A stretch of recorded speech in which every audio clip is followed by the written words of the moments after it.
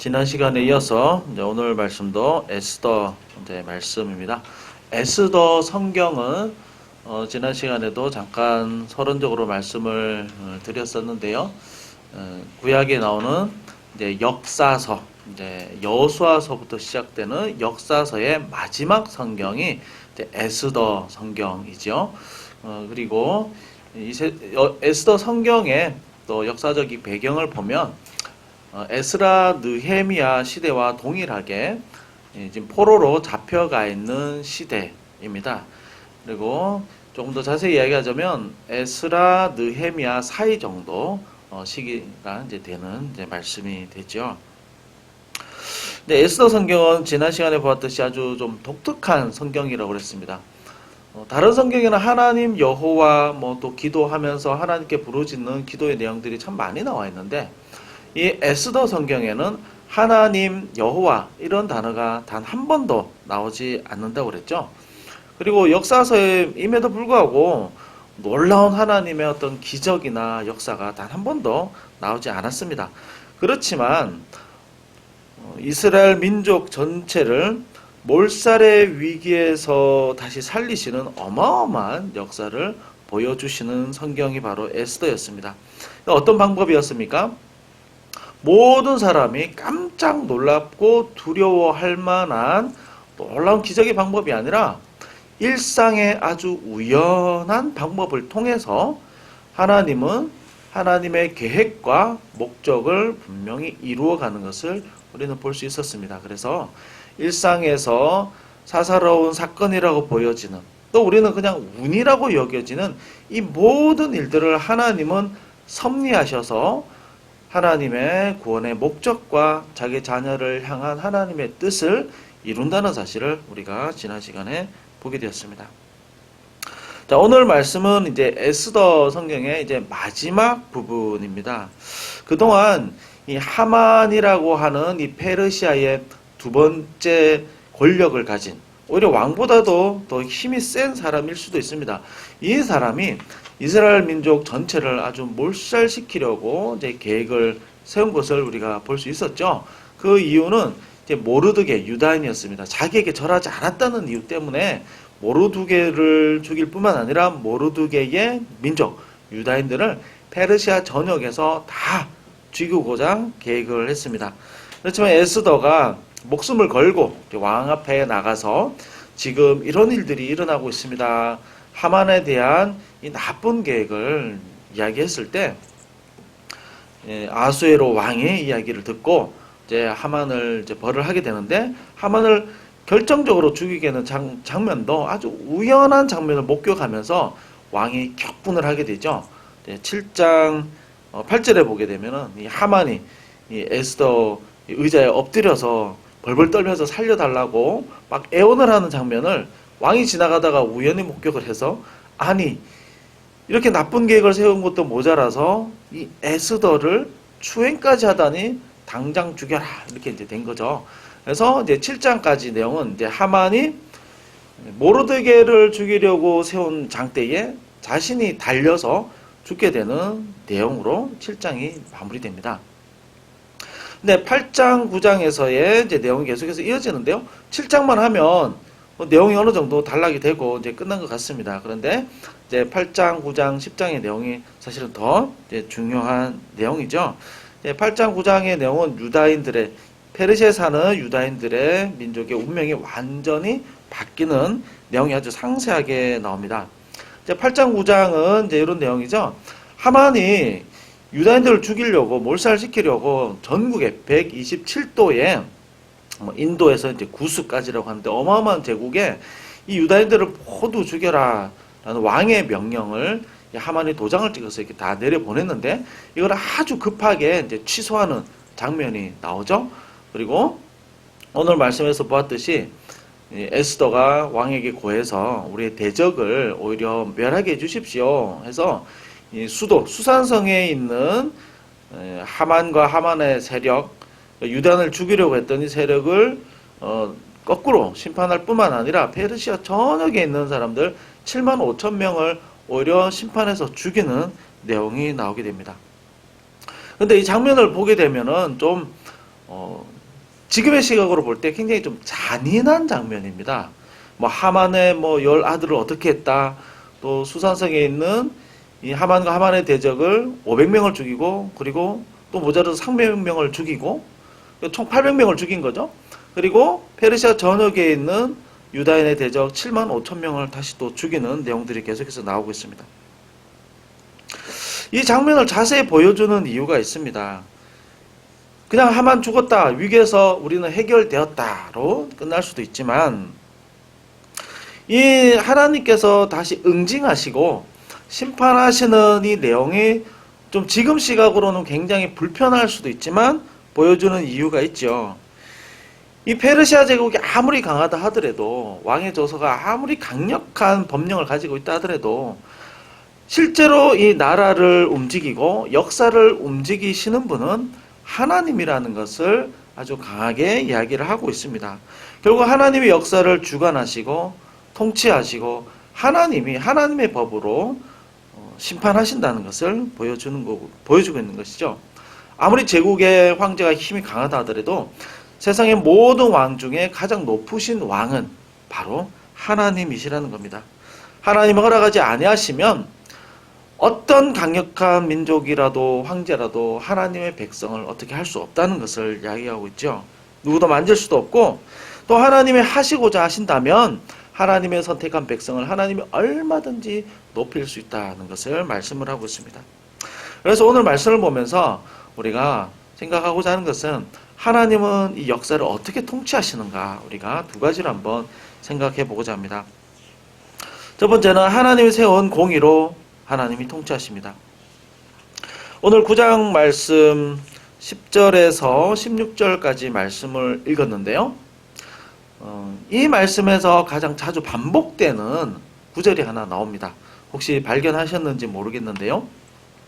10절, 15절, 16절 세 번이나 이상하게 좀 똑같은 내용인데도 불구하고 계속 반복이 되는 구절이 있습니다. 어떤 내용일까요? 세 번 나오는데요. 그들의 재산에는 손을 대지 않았다. 이 구절이 유독 강조해서 나오고 있습니다. 근데 이 구절이 강조해서 나오는 아주 분명한 좀 이유가 있습니다. 이 배경을 조금 이제 우리가 좀 알 필요가 있는데요. 좀 설명을 드리면 이렇습니다. 역사서가 시작하면서 여호수아 성경에서 보면 가나안을 정복을 할 때 하나님께서 때로는 완전히 진멸하라. 그 족속에게 속한 살아 숨쉬는 모든 것을 다 죽여라. 때로는 다 불태워버려라 하는 말씀이 나옵니다. 예전에 여호수아 말씀을 전할 때 한번 설명드린 적이 있는데요. 이 전쟁을 무슨 전쟁이라고 그랬죠? 이것을 진멸전쟁, 헤렘전쟁이라고 했습니다. 이 헤렘, 진멸하다. 이 헤렘이라는 말은 또 다른 의미가 있는데요. 신께 봉헌된 물건이라는 의미도 있습니다.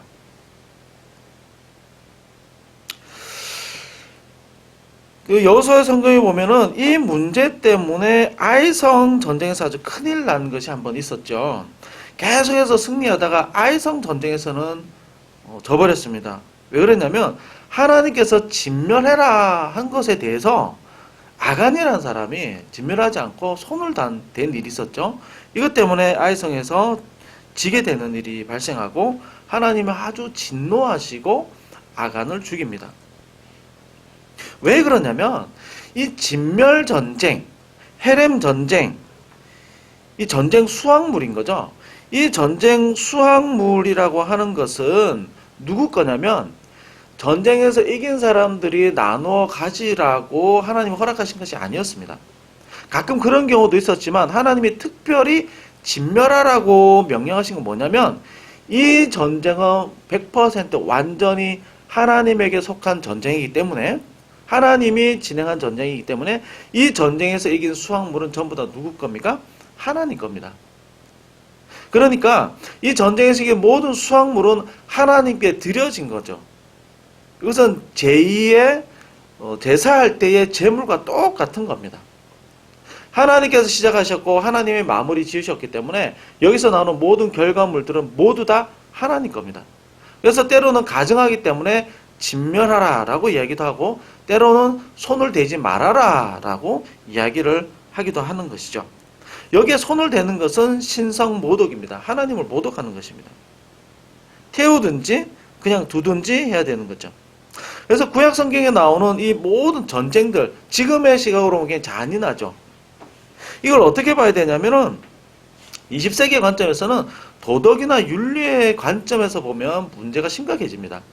그러나 지금의 시각으로 보는 것이 아니라 종교적인 관점으로 봐야 비로소 이해가 될 수 있는 겁니다. 이 고대 전쟁은 신과 신의 전쟁입니다. 지혜로운 왕과 또 다른 악한 왕의 전쟁이 아니라 내가 믿는 하나님과 이방 민족이 믿는 이방 신들과의 전쟁인 거죠. 가장 대표적인 것이 출애굽할 때에 하나님께서 10가지 재앙을 내리면서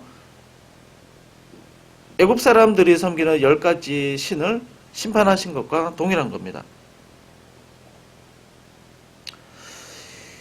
그래서 전쟁에서 이기면 그 패한 나라의 물건을 하나님이 진멸하기도 했지만 다른 민족인 경우에는 이스라엘을 패했을 때 언약궤를 그 블레셋 신상 앞에 놓아두기도 하는 거죠. 그리고 이스라엘이 바벨론에게 멸망했을 때도 이 바벨론 제국이 성전에 있는 물건들을 다 바벨론 신전 앞에 다 놓아두게 되는 겁니다. 그러니까 이 전쟁이라는 것은 신과 신과의 전쟁인 것이고 신이 명령한 대로 수행해야 되는 겁니다. 하나님의 복을 주시면 이기는 거고요. 하나님께서 저주하시면 지는 겁니다. 그리고 더 나아가서 성경에 나오는 하나님의 전쟁은 심판의 의미가 강합니다.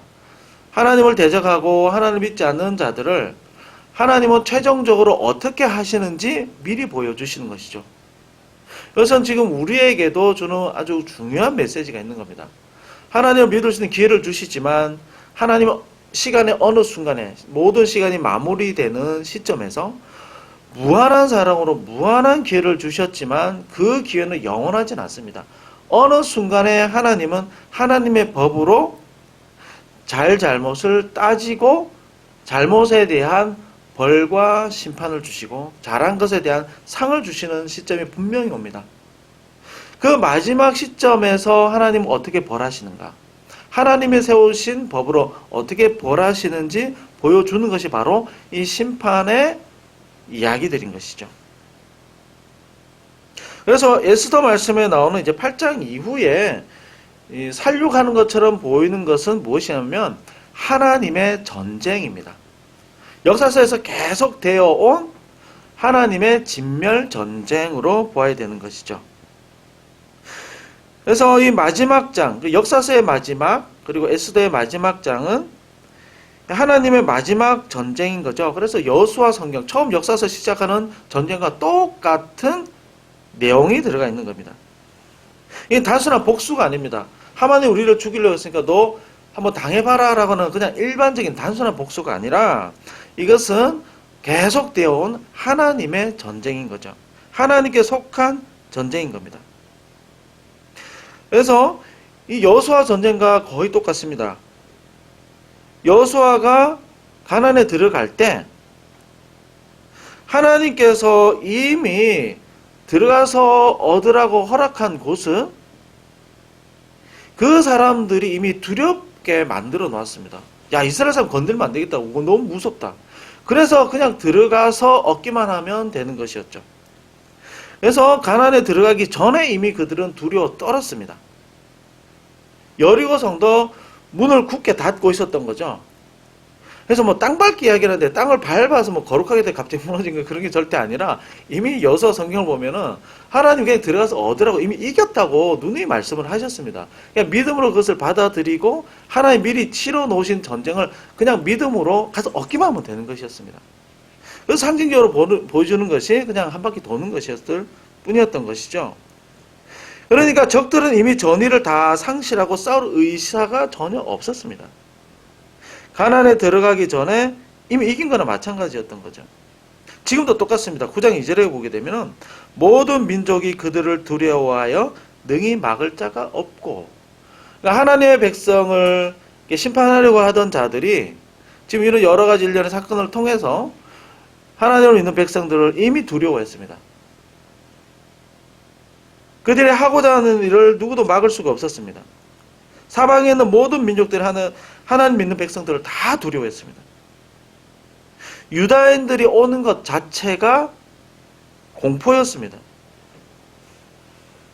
여호수아서에서 이스라엘 이름을 두려워하듯이 9장 3절에 보게 되면 모든 사람들이 모르드게를 두려워했다 이렇게 얘기를 하고 있죠. 그리고 그들의 재산에 손을 대지 않았다. 세 번이나 강조하는 게 뭐냐면 이 재산은 모두 다 누구 것이라는 거죠? 이 재산은 모두 다 하나님께 드려진 겁니다.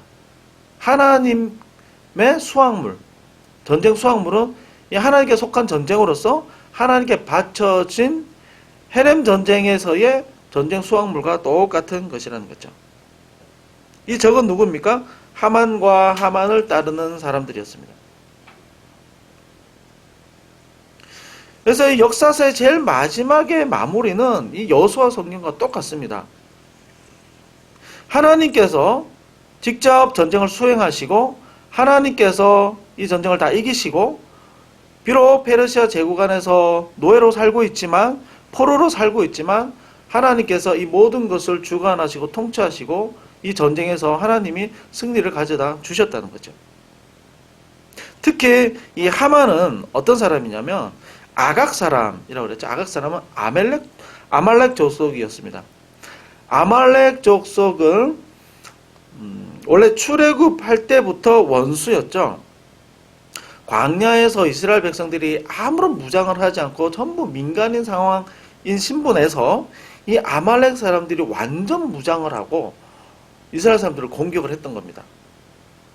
그래서 하나님은 출애굽기 17장에서 여호와가 아말렉과 대대로 싸울 것이다 이렇게 하나님이 약속하셨습니다. 하나님 세우신 법입니다. 그리고 백성들에게도 명령했습니다. 17장 16절에 보게 되면 이스라엘 사명 중 하나가 아말렉을 도말에서 천하에서 기억함이 없게 하라. 하나님이 약속하셨고 이걸 도말할 책임이 있는 것이죠. 그런데 한번 실패한 적이 있었습니다. 사울 왕 때였는데요. 사무엘상 15장 23절에 보게 되면 사울 왕이 이 아각 사람을 죽여야 됐습니다. 아각에 속한 모든 것을 다 진멸하라고 하나님이 명령했는데 이 사울 왕이 아각을 죽이지도 않고 또 전쟁 수확물 중에 좋은 것만 따로 남겨놨죠. 이 문제 때문에 하나님은 사울 왕을 버리게 됩니다. 아주 결정적인 잘못이었습니다. 신성 모독이었습니다. 그런데 오늘 말씀에서 하나님은 사울 왕이 실패한 전쟁을 완전히 다시 이기게 하시죠. 지금 이 모르드게도 참 재밌습니다. 모르드게가 누구냐면 사울 왕의 후손입니다. 에스더 2장 5절에 보게 되면 모르드게가 기스의 증손이다. 기스의 아들이 사울이었죠. 이 모르드게는 기스의 자손이었던 겁니다. 사울 가문 사람이었던 거죠. 그래서 하나님께서 하만을 진멸한 것은 굉장히 의미가 큽니다. 지금 이 전쟁은 거룩한 전쟁, 헤렘 전쟁이고요. 이 전쟁은 하나님께 속한 전쟁이었습니다. 하만에 속한 모든 것을 죽였고요. 이전에 실패했던 사울 왕의 그 진멸 전쟁을 하나님이 다시 회복시켜 주신 거죠. 하만은 아말렉 사람이고 하나님께 진멸을 명령한 민족이었습니다. 그래서 이 모든 수확물, 이 재물들에 대해서 하나님은 손을 대지 말도록 이야기를 했고 이 백성들은 여러 번에 걸쳐서 이 말씀에 순종했다는 것을 누차 지금 강조를 하고 있는 것이죠. 이 하만에게 속한 모든 것을 하나님이 진멸하셨고 이것을 하나님이 다 가져가셨다는 겁니다. 이것은 철저한 하나님의 전쟁이었다라고 하는 것이죠.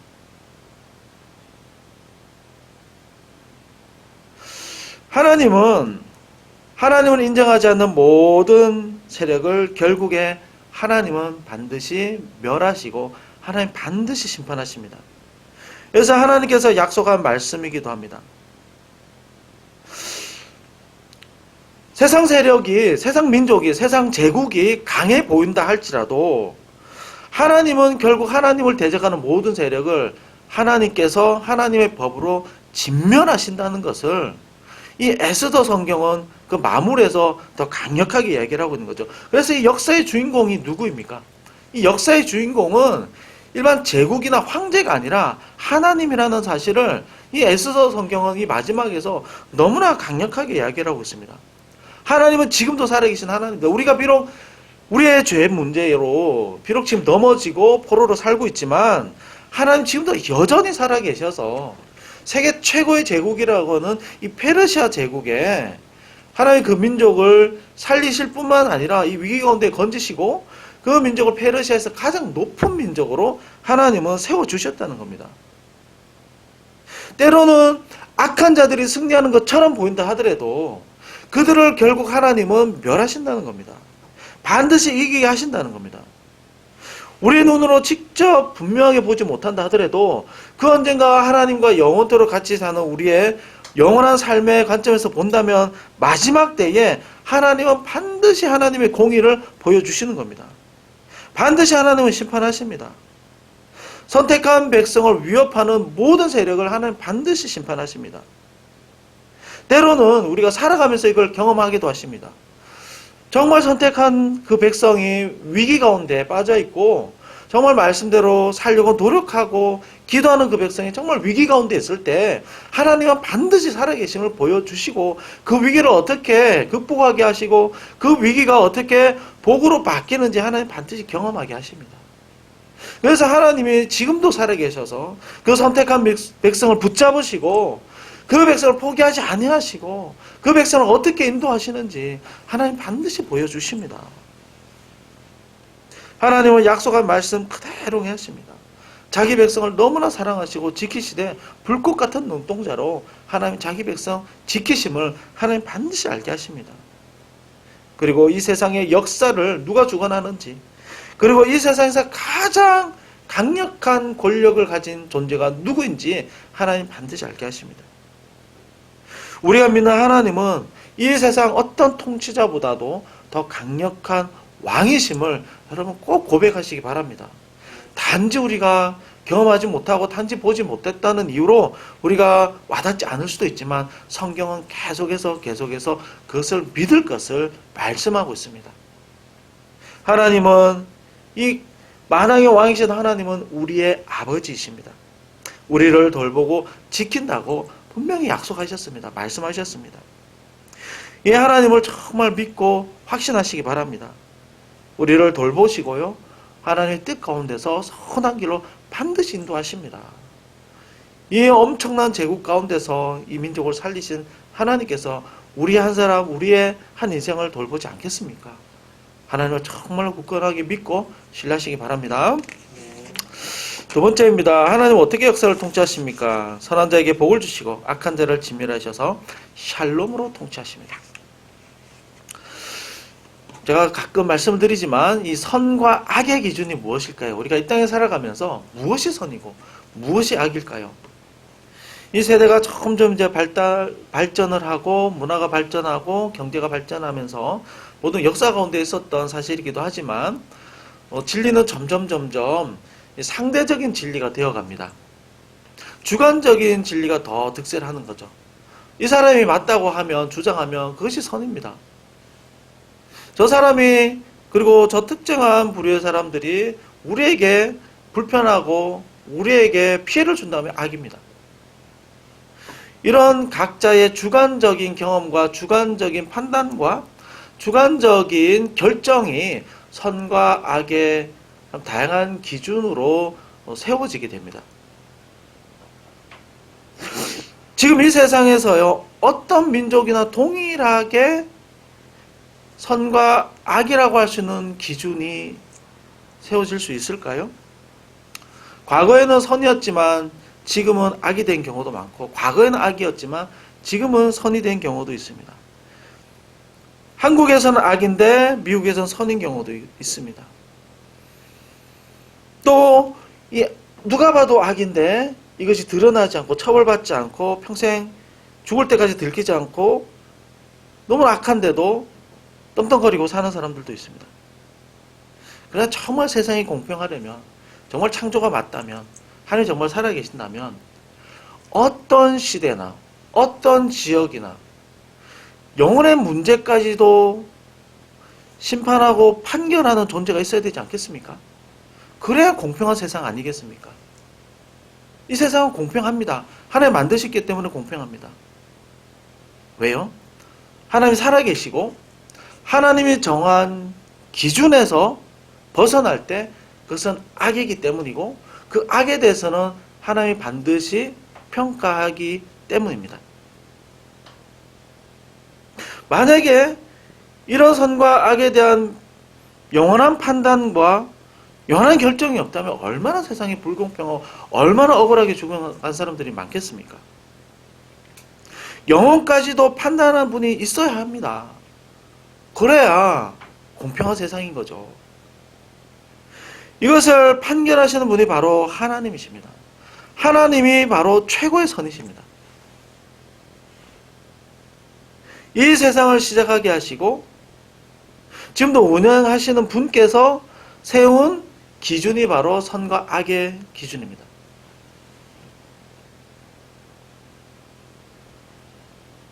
하나님의 판단이 잘못될 수도 있지 않습니까? 아닙니다. 하나님은 완전한 선이시고 완전한 빛이시기 때문에 그 안에는 단 하나의 거짓이나 어둠도 없습니다. 하나님 자체가 선이시기 때문에 하나님께서 말씀하신 모든 말씀은 다 선입니다. 이 하나님께서 세우신 선의 기준으로 악의 기준으로 이 모든 것, 세상에 존재한 모든 것을 언젠가는 반드시 판단하십니다. 판결하십니다. 세상에는 법이 많이 있습니다. 정말 법이 공평하려면요, 이 법을 집행하는 사람이 이 법을 공평하게 집행을 해야 됩니다. 법을 집행하는 사람들이 뇌물을 받고 잘못한 사람의 죄를 덮어주거나 아니면 죄가 없는데도 불구하고 죄를 만들어서 뒤집어 씌운다면 얼마나 억울하고 얼마나 불공평한 세상입니까? 법이 법대로 잘 집행되기 위한 조건 중에 하나는 법을 집행하는 사람이 공평하게, 아주 공평하게 그 법을 집행해야 됩니다.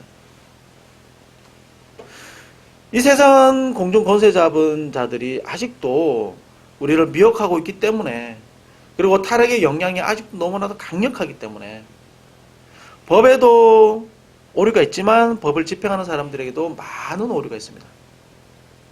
그래서 법이 법대로 공정하게 집행되지 않는 경우가 얼마나 많은지 모릅니다. 법이 제대로 법대로 그리고 그 누구에게도 공정하게 집행이 된다면 이 사회에 대한 불만이 별로 없겠죠. 그러나 법이 법대로 집행되지 않는다면 이 사회는 결국 무너지고 맙니다. 사회 질서가 무너집니다. 왜냐하면 법을 신뢰하지 않으니까요. 법이 법대로 집행되는 것에 대해서도 성경은 매우 강조를 하고 있습니다. 공법을 물같이 정의를 하수같이 흘릴지로다. 아모스서에서 법이 법대로 집행되지 않는 이스라엘 현실을 보면서 아모스 선지자가 이 이스라엘 백성들을 책망하고 하나님의 심판을 계속해서 예고를 하죠. 그러나 법이 법대로 잘 지켜지고 법을 집행하는 사람들이 정말 공정하게 법을 집행할 때 그 사회가 건강하고 그 사회가 법과 법을 집행하는 사람들을 신뢰를 하게 됩니다. 공정한 질서가 만들어지는 것이죠. 이 안에 참된 평안이 있는 겁니다. 최근에 일어난 여러 가지 일들을 보시면 과거에도 많이 있었던 일이긴 하지만 이 법이 제대로 집행되지 않을 때에 참 얼마나 엄청난 일들이 정말 많이 일어납니까? 오늘 말씀 제일 마지막은 어떻게 마무리되는가 우리가 한번 봅시다. 10장 3절의 말씀이 이 에스더 성경의 마지막인데요. 자, 마지막 구절을 제가 한번 읽어드리겠습니다. 유다인 모르드게가 아하수르의 왕의 다음이 되고 유다인 중에 크게 존경받고 그의 허다한 형제들에게 사랑을 받고 그의 백성의 이익을 도모하며 그의 그의 모든 종족을 아니하였더라. 자, 제일 마지막 구절에 보면 그의 모든 종족을 아니하였더라. 이 아니라는 말이 무슨 말이냐면 샬롬, 평안이라는 말입니다. 구약 성경에서 역사서의 시작은 애굽의 불합리한 압제와 이스라엘 백성들을 괴롭히는 아주 모순된 모습 때문에 탈출하는 것으로 시작했습니다. 그러나 구약 성경 제일 마지막은 다시 강대국의 포로가 됨에도 불구하고 이스라엘 민족 때문에 다른 모든 민족 가운데에 샬롬, 평안이 정착하는 것으로 끝이 납니다. 참 놀라운 말씀이죠. 이것은 예수 그리스도가 이 땅에 오심으로 모든 민족 가운데 임하게 될 샬롬까지도 전망을 하고 있는 것이죠. 하나님은 역사를 통치하시되 하나님의 세우신 공정한 법으로 공정한 집행하심으로 하나님은 역사를 결국 통치하십니다. 그 하나님께서 말씀하신 이 법이 그대로 집행될 때에 하나님께서 말씀하신 대로 하나님 약속하신 대로 그 법이 집행될 때에 참 평안이 있는 겁니다. 모든 질서가 자리 잡히고 법과 법을 집행한 사람을 신뢰하게 될 때에 그 질서는 그 사회는 안정이 되고요. 그 안에 참 평안과 믿음과 신뢰가 있게 되는 것이죠. 사회적인 안정이라고 하는 것은 이 신뢰에 근거하는 것이죠. 질서에 대한 신뢰, 법에 대한 신뢰, 집행자들에 대한 신뢰에 근거하게 되는 것이죠. 하나님의 통치는 참 평안, 샬롬을 가져다 주는 것입니다. 그리고 하나님의 궁극적인 소망은 제사장 나라의 소망은 무엇이냐면 믿는 백성을 통해서 결국 모든 것을 화목케 하시는 것입니다. 이것은 우리의 개인의 심령뿐만 아니라 사회적인 안정, 온 민족 가운데서의 평안과 안정까지 바라보는 것입니다. 정말 하나님의 통치를 여러분 소망하셔야 되는 이유 중에 하나는 무엇이냐면 하나님의 완전한 통치가 있을 때에 하나님의 공정한 통치가 있을 때에 그 안에 참된 평안과 질서가 있다는 겁니다. 나라에 임하옵시며라고 기도하라고 말씀하신 중요한 이유가 바로 이것입니다. 우리가 이것을 끊임없이 소망하고 바라봐야 되는 것 중에 하나는 우리의 개인의 심령뿐만 아니라 이 민족과 사회 가운데서도 하나님이 세우신 법으로 온 나라와 민족 가운데 평안이 임하기 위해서입니다. 그래서 우리가 하나님의 통치를 바라고 또 완전한 하나님의 통치를 소망하는 것은 바로 참 평안과 참 샬롬 때문인 것이죠. 하나님의 완전한 통치를 정말로 소망하시기 바랍니다. 하나님의 이 역사를 통치하시는 이 하나님의 이 역사하심이 정말 완전하기를 소망하시기 바랍니다. 이 마지막 때 하나님 보여주시겠지만 또 우리 가운데, 우리 심령 가운데, 또 우리 교회 가운데, 이 사회 가운데 하나님의 완전한 통치가 임할 때에 그 안에 참 평안이 있습니다. 그 안에 참된 안정이 있고요. 그 안에 참 신뢰와 믿음이 있습니다. 이것이 모든 민족 가운데에 하나님께 세우고자 하시는 하나님의 참 샬롬과 하나님의 뜻입니다. 그래서 하나님께서 역사를 운행하심을 믿으시기 바라고 또한 더욱더 소망하시기 바랍니다. 그 안에 참 샬롬과 참 평안과 참된 질서와 또 안정이 있다는 것을 여러분 꼭 믿으시고 하나님의 그 통치하심이 우리 가운데, 우리 심령 가운데, 모든 민족 가운데 있기를 기도하시고 소망하시는 저 여러분 되시기 바랍니다.